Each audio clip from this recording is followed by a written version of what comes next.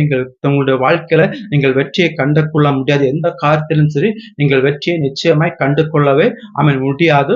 உங்களுடைய வாழ்க்கையில நீங்கள் தேவனுடைய வார்த்தைகளுக்கு செவி கொடுக்கும் பொழுது மட்டும்தான் உங்களுடைய வாழ்க்கையில நீங்கள் வெற்றியை கண்டடைய முடியும்.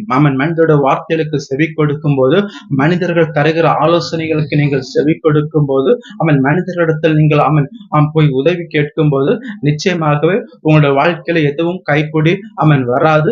நிச்சயமாகவே உங்களுடைய வாழ்க்கையில எதுவும் வெற்றியாக அமையாது. ஆதலால் நாம் செவி கொடுக்க வேண்டியது தேவனுடைய சத்தத்துக்கு நாம் செவி கொடுக்க வேண்டும். தேவனுக்காக தேவனுக்காக நாம் காத்திருக்க வேண்டும். தேவன் நமக்கென்று ஒரு நேரத்தை ஒரு நேரத்தை, ஒரு சமயத்தை, ஒரு காலத்தை தேவன் நம்முடைய வாழ்க்கையில நிச்சயித்து வைத்திருக்கிறார். அதுவரைக்கும் நாம் பொறுமையோடு நம்முடைய வாழ்க்கையில காத்து கொண்டிருக்க வேண்டும். அந்த பொறுமையோடு காத்து கொண்டிருப்பதற்கான பலனை நாம் தேவனிடத்திலிருந்து பெற்றுக்கொள்ள வேண்டும். தேவன் தம்முடைய பிள்ளைகளுக்கு